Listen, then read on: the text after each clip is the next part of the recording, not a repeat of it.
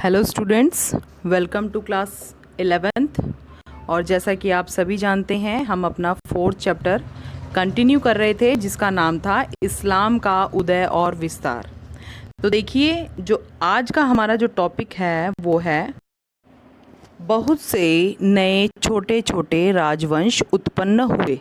यानी कि ये जो राजवंश थे किस वजह से उत्पन्न हो रहे थे, मैंने अपनी लास्ट वीडियो में आपको बताया था कि किस तरह से जो अब्बासी वंश है, अब्बासी वंश के जो मुखिया थे हारून अल रशीद, जिनके दो पुत्र थे अमीन और मामून।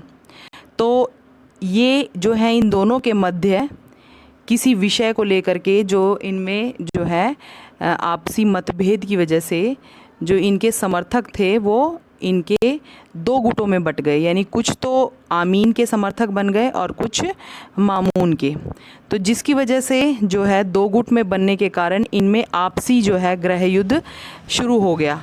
और गृह युद्ध होने के कारण जो ये जो तुर्की गुलाम थे अधिकारी, एक नई शक्ति के रूप में इनके जो खिलाफ थे वो उभरने लगे। और जो आपको पता ही है कि जो सिया सुन्नी है उनके बीच में एक बार फिर सत्ता को लेकर के प्रतियोगिताएं शुरू हो गई। यानी कि सत्ता को जीत हासिल करने के लिए ये जो है बढ़ चढ़कर संघर्ष करने लगे। तो इसके बाद आज हम अपना जो है नया विषय पढ़ेंगे कि बहुत से छोटे छोटे राजवंश उत्पन्न हो गए। तो देखिए, जब इनमें जो अब्बासी वंश था, अब्बासी वंश के जो उत्तराधिकारी थे उनमें आपसी गुटबंदियां बनने लगी और इनका जो है शासन धीरे धीरे कमज़ोर होने लगा। तो बहुत सारे छोटे छोटे राजवंश जो है उत्पन्न होने लगे। और मैंने आपको बताया है, ये देखिए, हम देखेंगे कि कौन कौन से राजवंश जो है उत्पन्न हुए। ये देखिए, तुरान और इक्सस में जो है, इक्सस के जो पार वाले इलाके थे उसमें ताहिरी और समानी वंश उत्पन्न हुए।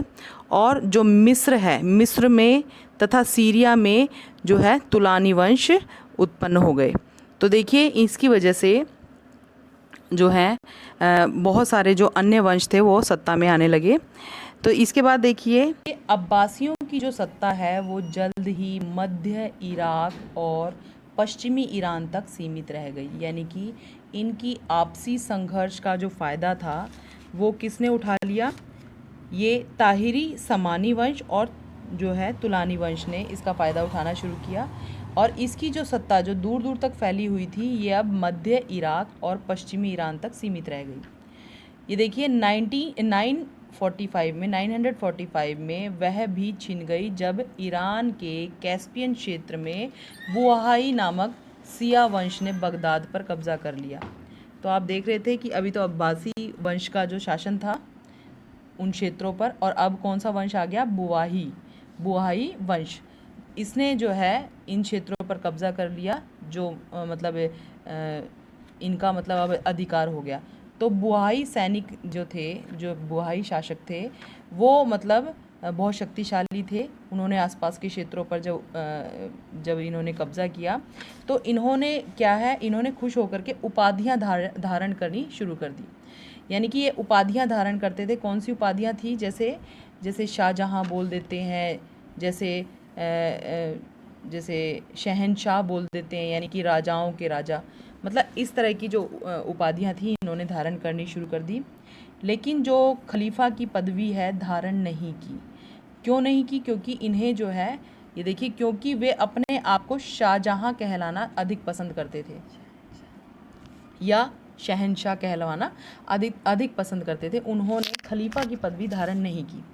इसके बाद देखिए, अब्बासी जो खलीफा थे उनको अपने सुन्नी प्रजा के प्रति प्रतीकात्मक मुखिया के रूप में बनाए रखा।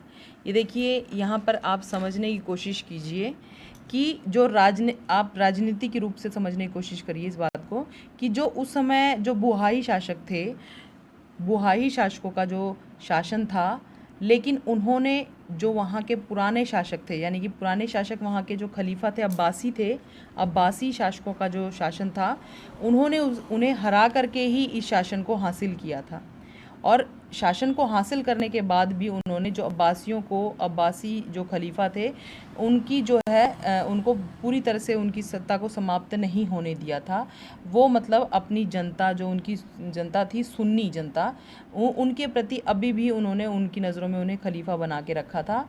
और जो है लेकिन उन्हें ये कह दिया था कि आप सिर्फ नाम मात्र के खलीफा हैं यहाँ के, लेकिन असल मुखिया हम हैं और आपका जो है राजनीतिक शासन में किसी प्रकार का कोई हस्तक्षेप या आपकी यहाँ पर मतलब किसी भी विषय में आपकी नहीं चलेगी और यहाँ पर सिर्फ हमारा शासन है। धीरे धीरे क्या हुआ कि परिवर्तन होने लगा। परिवर्तन किसमें? राजनीति में। ये राजनीतिक सत्ता में परिवर्तन होने लगा। साम्राज्य में थोड़ा थोड़ा परिवर्तन होने लगा। जो बुहाई वंश के जो शासक थे उन्होंने जो है प्रशासनिक सुधार किए या प्रशासन में थोड़ा बहुत परिवर्तन किया।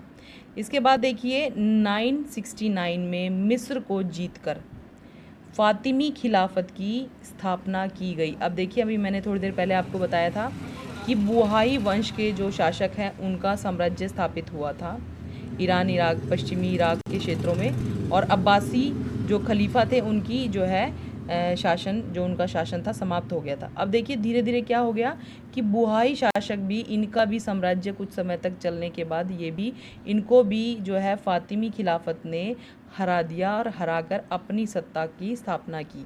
तो देखिए बुहाई वंश के बाद अब कौन सा जो है वंश आया? फ़ातिमी खिलाफत, ये वंश आया। और फ़ातिमी खिलाफत कौन थी? ये जो है पैगंबर मोहम्मद की बेटी थी। ये अपने आप को जैसे मतलब उनके वंशज बताती थी।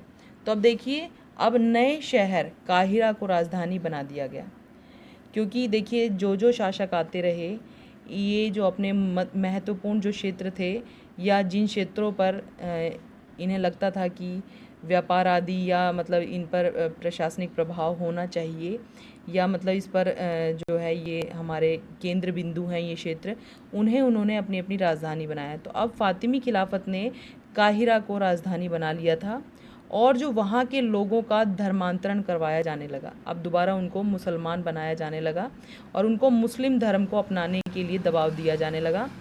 तुर्क के लोगों ने इस्लाम अपना लिया। तुर्क के लोगों ने जो है, क्योंकि फ़ातिमी खिलाफत का बहुत अधिक दबदबा था साम्राज्य के ऊपर, और उसने वहाँ के जो तुर्क लोग थे उनको इस्लाम मतलब धारण करने के लिए मजबूर कर दिया और उन्होंने जो है इसे आसानी से मतलब स्वीकार भी कर लिया। क्योंकि जो ये लोग थे खानाबदोश। खानाबदोश लोग कौन होते हैं? जो एक स्थान से दूसरे स्थान तक जो है घूमते रहते थे और ये मतलब इनका एक कोई स्थायी रूप से कहीं ठिकाना नहीं होता था। ये लोग क्या थे? कुशल सवार थे।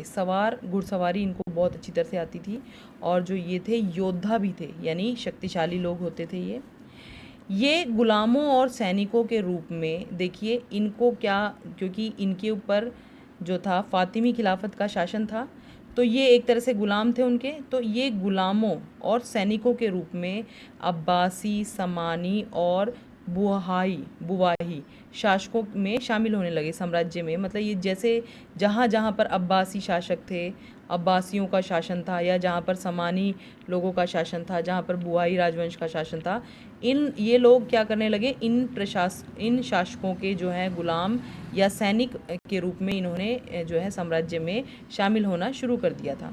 तो ये लोग इतने अधिक वफादार थे और इतने अधिक योग्य थे कि इन्होंने धीरे धीरे तरक्की करके जो साम्राज्य में या राज दरबारों में जो है ऊंचे पद हासिल करने शुरू कर दिए, क्योंकि ये अपनी वफादारी के लिए और बहादुरी के लिए जाने जाते थे। तो यहाँ के शासकों ने इनसे खुश होकर के इनकी तरक्की करनी शुरू कर दी और इन्होंने साम्राज्य में या इन्होंने दरबार में ऊंचे ऊंचे पदों को धारण करना शुरू कर दिया। इतना आपको जो है अच्छी तरह से समझ में आ गया होगा। Thank you, have a nice day.